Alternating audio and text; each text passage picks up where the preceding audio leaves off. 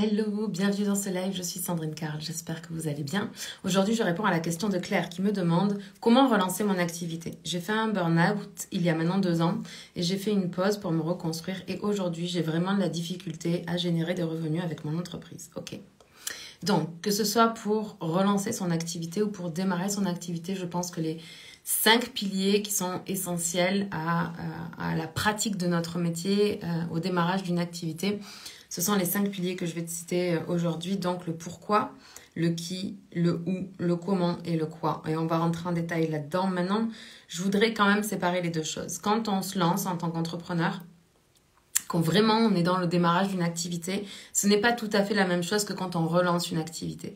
La raison pour laquelle c'est pas tout à fait la même chose, c'est parce que quand on a déjà eu une activité, quand on a déjà mis des choses en place, quand, comme pour Claire, on a construit une audience, etc., etc., on peut pas dire qu'on repart de zéro. Déjà, on a appris énormément de choses, ne serait-ce que par la mauvaise expérience, entre guillemets, du burn-out.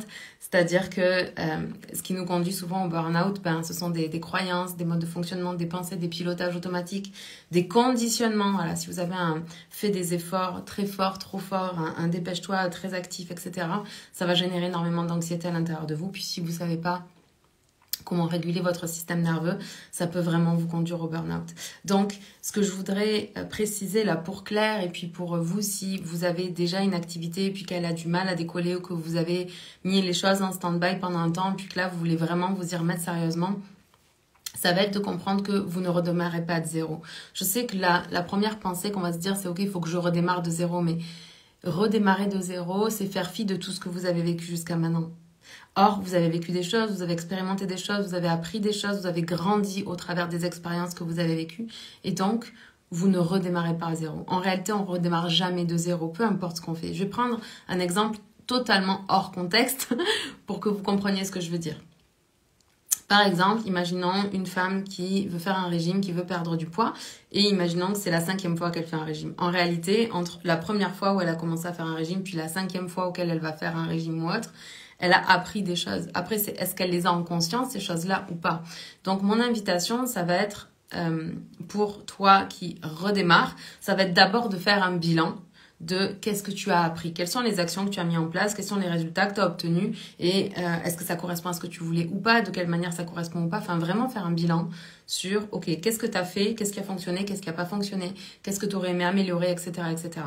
Et de la même manière, quand vous démarrez un régime, l'idée c'est pas de replonger comme si vous partiez de zéro, mais vraiment de vous demander ok, qu'est-ce que les différents régimes que vous avez fait avant vous ont appris à propos de vous, à propos de votre fonctionnement, à propos de votre corps, etc. Donc la petite précision, c'est que voilà, si vous voulez démarrer une activité ou si vous voulez redémarrer une activité, entre les deux, il y a quand même un bilan à faire qui est hyper important et qui va vous apprendre énormément de choses et qui va faire en sorte que même si les expériences que vous avez vécues n'ont pas nécessairement été agréables, faire un burn-out là, c'est vraiment pas agréable, ça vous a appris des choses à propos de vous. Et est-ce que ces choses, vous les avez coachées, auto-coachées? Est-ce que vous les avez travaillées? Est-ce que vous vous êtes rendu compte des zones d'ombre qui vous ont conduit au burn-out ou pas?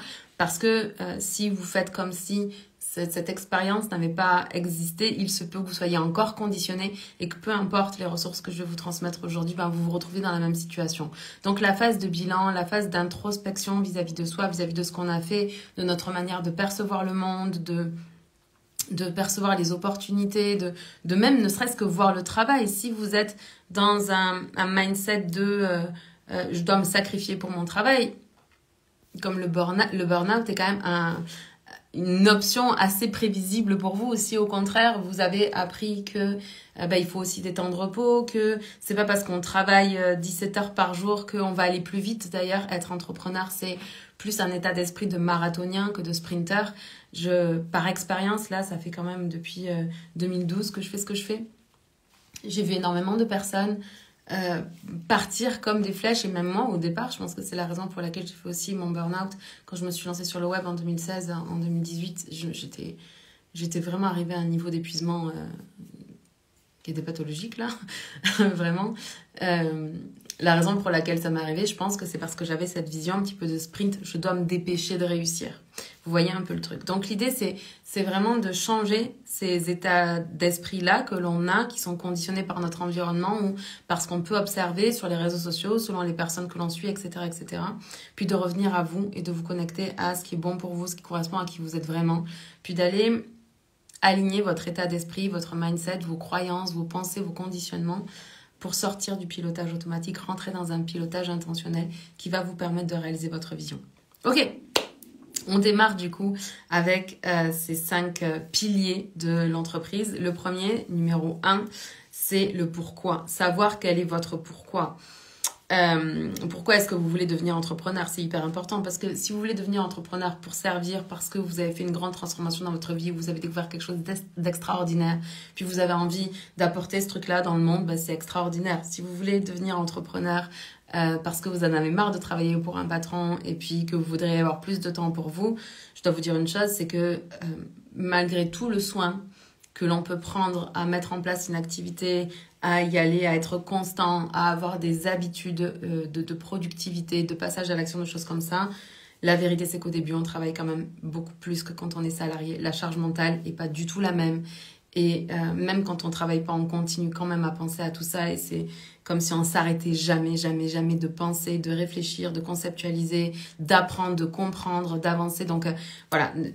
Assurez-vous que la raison pour laquelle vous faites ce que vous faites là, c'est vraiment pour servir, c'est vraiment pour contribuer à ce monde, c'est vraiment important. Puis demandez-vous pourquoi vous désirez créer une entreprise. Parce que avec le choix de créer une entreprise, il y a toutes les responsabilités de l'entrepreneur qui vont avec. Et c'est vraiment le moment où comme notre talent ne suffit pas, notre don, le truc avec lequel on est venu ne suffit pas parce qu'on doit aussi porter cette casquette de l'entrepreneur, du chef d'entreprise, du dirigeant.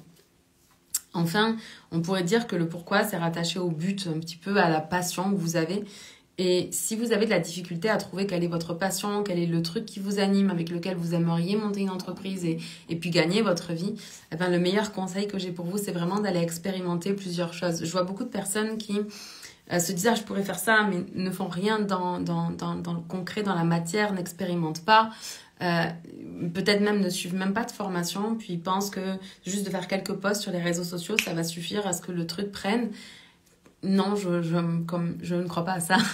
Je pense par contre que vous pouvez expérimenter plusieurs choses. Imaginons que vous dites « Ah, j'aimerais bien être masseuse. » Ok, bah, allez-y, faites des massages, commencez à vous faire payer pour ça, puis expérimentez, puis voyez comment vous vous sentez avec ça.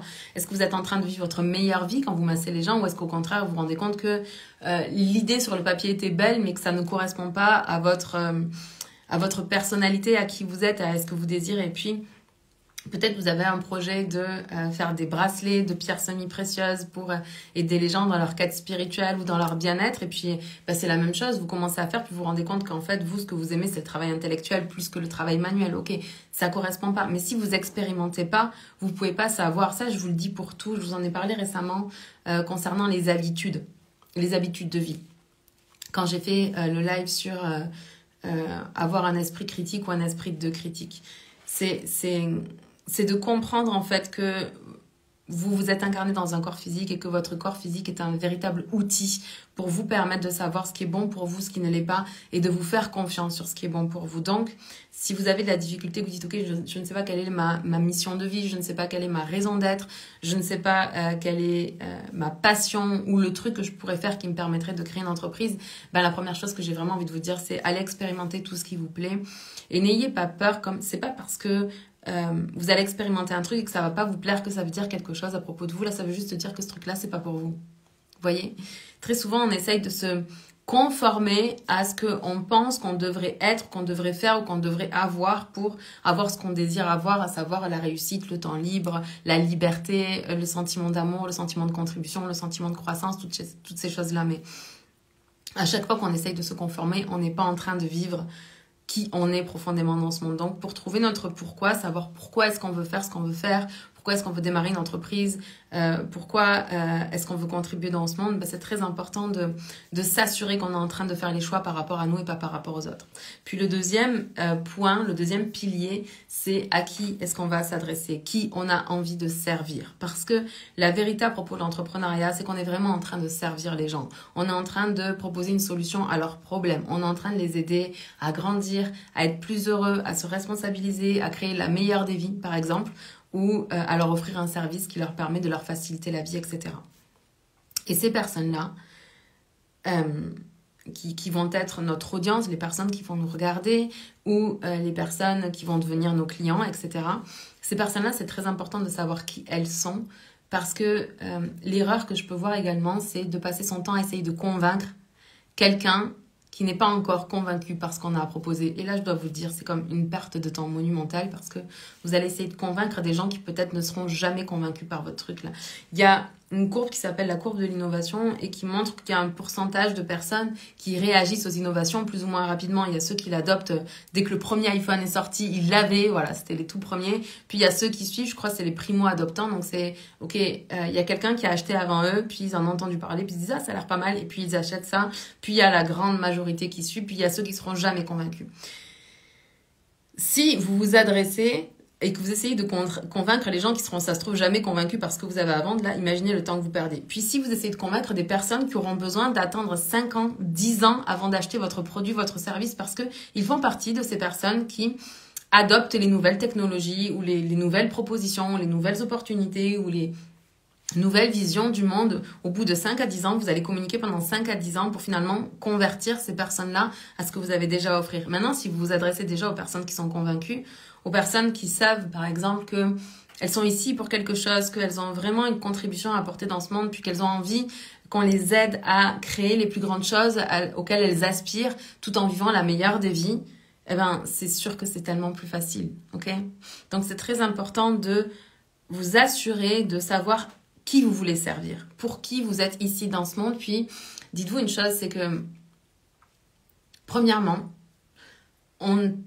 c'est pas qu'on peut pas être aimé par tout le monde, mais si vous regardez les personnes que vous aimez, il y a des personnes dans ce monde que vous aimez, il y a des personnes que vous aimez pas, ou que vous aimez moins, ou pour qui vous n'avez pas de grand intérêt. Et c'est pas grave dans votre vie de ne pas aimer ces personnes-là, peu importe si d'autres personnes aiment ces personnes-là. Eh bien, pour l'entreprise, c'est la même chose. Pour votre entreprise, c'est la même chose. Ça veut dire que moi, je crois comme au client âme sœur. Je sais pas comment le dire autrement, mais je crois que, premièrement, vous le savez, là, je crois qu'on est une âme qui est venue s'incarner dans un corps physique humain pour servir d'autres âmes qui sont comme un peu de notre même tribu et que ces personnes attendent que nous, on descende, on s'incarne, on trouve notre talent et notre manière unique d'exprimer notre talent, puis qu'on le mette au service de ces personnes-là. Donc, avec ce deuxième pilier, mon intention, c'est vraiment de t'inviter à t'adresser à ces personnes-là qui sont déjà prêtes pour ce que tu as à offrir, qui sont déjà convaincues que c'est extraordinaire parce que tu vas gagner un temps fou, puis tu vas vraiment pouvoir commencer à servir ces personnes assez rapidement. Le troisième point, c'est la vision. Et ça, c'est quelque chose de très, très important. Donc, c'est le où. C'est quelle est la destination à laquelle toi, tu aspires. Qu'est-ce que tu as envie de créer dans ta vie? À quoi ça va ressembler? Quelle est la trace que tu as envie de laisser dans ce monde? Puis là, on est vraiment en train de parler de la vision à long terme. On parle de la vision à 5 ans, à 10 ans, à 20 ans, à 30 ans. Vraiment, comment est-ce que toi, à la fin de ta vie, tu auras contribué dans ce monde-là? Et ça, c'est hyper important parce que le risque, quand on n'a pas de vision, c'est de s'éparpiller, en fait. C'est de rencontrer d'autres personnes qui disent « Ah, putain, j'ai tel projet, est-ce que ça te dirait? Tu devrais venir dedans, ça serait génial de t'avoir, etc., etc. » Parce que les personnes vont reconnaître vos talents, puis vont avoir envie de vouloir s'associer avec vous, puis de vous avoir avec eux dans leur groupe, etc. Mais la vérité, c'est que vous êtes venu écrire des livres, et puis que là, vous êtes en train de faire des retraites et que c'est pas votre truc, vous êtes juste en train de pas contribuer de la meilleure des façons pour vous. C'est pour ça que c'est tellement, tellement, tellement, tellement important d'avoir une vision, puis de savoir qu'est-ce que vous avez envie de faire et d'oublier toutes les distractions, d'oublier tout ce qu'on va vous proposer. Enfin, vous imaginez pas le nombre de projets qu'on m'a proposés depuis que je fais ce que je fais et auxquels j'ai dit non. Il y a même des projets dans lesquels je m'étais engagée parce que je pensais que ça allait être la bonne chose pour moi. Et puis après réflexion, en observant comment les choses se passaient, je me suis désengagée de ce projet-là parce que ça correspondait juste pas à ce que moi j'avais envie de vivre, à ce que moi j'avais envie d'expérimenter et comment est-ce que moi j'avais envie de contribuer dans ce monde. Donc c'est très très important parce que le focus et la persévérance, là, ça fait partie d'un des gros aussi piliers de l'entrepreneuriat qui est la discipline. Et sans focus, c'est à chaque fois qu'on passe d'un projet à une autre, d'une tâche à une autre, qu'on fait du multitasking et toutes ces choses-là, chaque fois, la transition, on perd 20% d'attention. Puis notre attention, là, elle n'est pas illimitée dans notre journée. On a une certaine capacité d'attention et il faut s'assurer de mettre cette capacité d'attention au service de nos priorités. Donc, la vision, elle sert vraiment à ça. Puis, Le quatrième pilier dont je voulais vous parler aujourd'hui, c'est le comment. C'est un peu plus comme la stratégie. C'est comment est-ce que vous allez aller connecter avec les personnes qui sont prêtes à recevoir votre offre, votre service. De quelle manière est-ce que vous allez entrer en contact avec ces personnes-là? Puis comment vous allez financer vos projets? Comment est-ce que vous allez vous faire connaître? Tout ça, c'est la stratégie. Et c'est très important de prendre le temps d'avoir une stratégie parce que sinon, encore une fois, vous allez vous éparpiller dans tous les sens. Puis à chaque fois que vous allez voir une publicité sur les réseaux sociaux, vous allez sauter sur cette publicité en pensant que c'est la solution à tous vos problèmes. Puis vous allez acheter une formation, 2 formations, 3 formations, 4 formations. Et puis finalement, il n'y a rien qui va se passer dans votre vie parce que la vérité, c'est que votre stratégie, elle va découler de votre vision et de ce que vous avez envie de faire dans le monde. Si par exemple, votre grande vision, c'est d'écrire des livres et que en fait, vous commencez à faire des produits en ligne, comment on appelle encore, des programmes de formation en ligne, mais que c'est vraiment pas ce que vous êtes venu apporter dans ce monde-là, et bien du coup, vous vous rendez bien compte que la stratégie ne peut pas être la même. Hello, bienvenue dans ce live. Parce que si vous passez du temps à apprendre des choses sur comment avoir un business en ligne, alors que votre désir profond et véritable, c'est d'écrire un livre, ben vous n'êtes pas en train de mettre en place la bonne stratégie qui va vous emmener dans la bonne direction. Donc le plus important, c'est de choisir cette vision-là, de savoir qui vous avez envie de servir, pourquoi est-ce que vous faites ce que vous faites, puis le comment, c'est vraiment, ok, comment je me dirige vers ma vision. Puis là, vous devez comprendre que votre vision, elle est unique et qu'elle ne correspondra jamais à une autre vision d'une autre personne dans ce monde.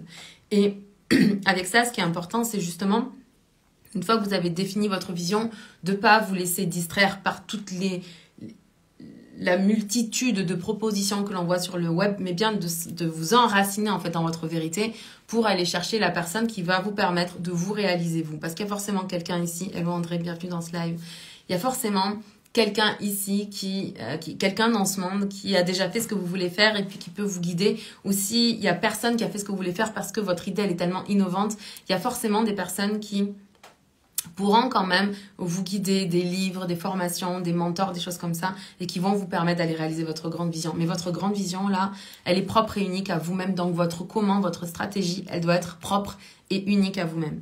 Puis le dernier pilier de l'entreprise, que tu veuilles démarrer une entreprise ou redémarrer une entreprise, ça va être le quoi. C'est-à-dire, quel est le service ou le produit que tu vas offrir aux personnes qui ont besoin de ta solution, qui ont besoin de ça pour répondre à un problème, à quelque chose qui les empêche de dormir la nuit, à quelque chose qui les dérange, à quelque chose qui les frustre, etc., pour aller vers plus de plaisir dans leur vie. Puis ce quoi-là, c'est vraiment, ok, mais quel est le produit, quel est le prix, de quoi il s'agit en fait, quelle est la description de ce produit-là, comment est-ce que tu vas le vendre, etc., etc. Ça, c'est le dernier pilier, du coup, c'est le quoi. Voilà Claire, voilà tout le monde. J'espère que ce live vous aura permis de mettre de la clarté un petit peu dans votre entreprise. Puis sachez que c'est toujours une bonne chose d'aller reprendre ces piliers-là, de reprendre, ok, quel est mon pourquoi est-ce que je fais ce que je fais? Parce que vous allez voir que quand vous démarrez dans l'entrepreneuriat, puis quand ça fait 1 an, 2 ans, 5 ans, 10 ans, 20 ans que vous êtes dedans, en fait, vous évoluez et vous allez voir que votre pourquoi, il s'affine de plus en plus et de mieux en mieux. Tout comme votre vision, tout comme votre mission. En fait, vous pouvez pas avoir autant de clarté au démarrage que quelqu'un qui fait ça depuis 10 ans. C'est normal parce que vous avez besoin d'aller expérimenter et de vous mettre de faire l'épreuve de la réalité. C'est-à-dire de voir comment est-ce que ce que vous avez à proposer, hello mademoiselle Lucie, de voir comment est-ce que ce que vous avez à proposer fait interagir et réagir les gens dans votre univers pour vous permettre de vous ajuster, d'avoir vraiment la subtilité même de votre vision, de votre mission, puis d'être tellement enraciné là-dedans. Et c'est ce que disent les gens quand ils disent qu'il faut se nicher. Il n'y a pas de il faut, mais l'idée de cette niche-là, ce qui fait que les études en marketing montrent qu'une personne qui est nichée a plus de résultats, c'est juste parce que elle sait vraiment de manière assez spécifique ce qu'elle est venue faire dans ce monde et comment elle est venue contribuer. Mais c'est très difficile d'avoir ça au démarrage. Donc faites-vous confiance que le pourquoi que vous avez au démarrage, il est suffisant pour vous permettre de faire vos premiers pas. Puis vous pourrez revenir dessus, puis vous pourrez l'affûter, le tailler un petit peu comme un diamant pour révéler en fait la plus grande brillance de votre propre diamant au fur et à mesure des mois et des années. Hello Lydia, bienvenue dans ce live. Et puis la vision, c'est la même chose parce que vous allez avoir une vision qui va être ici, puis quand vous serez rendu ici, vous aurez une vision encore plus grande et une vision encore plus grande et une vision encore plus grande. Donc, l'idée là, avec ces 5 piliers, c'est pas encore une fois de faire un truc comme parfait, extraordinaire, comme quelqu'un qui est en affaires depuis 20 ans, mais plutôt d'avoir suffisamment de clarté pour vous permettre de vous mettre en mouvement et puis d'aller proposer ce don, ce talent inné que vous avez à l'intérieur de vous et votre manière unique d'exprimer ce talent dans le monde au service des personnes qui ont besoin de vous, de votre produit, de votre service. Je vous aime, je vous embrasse, on se parle demain. Ciao.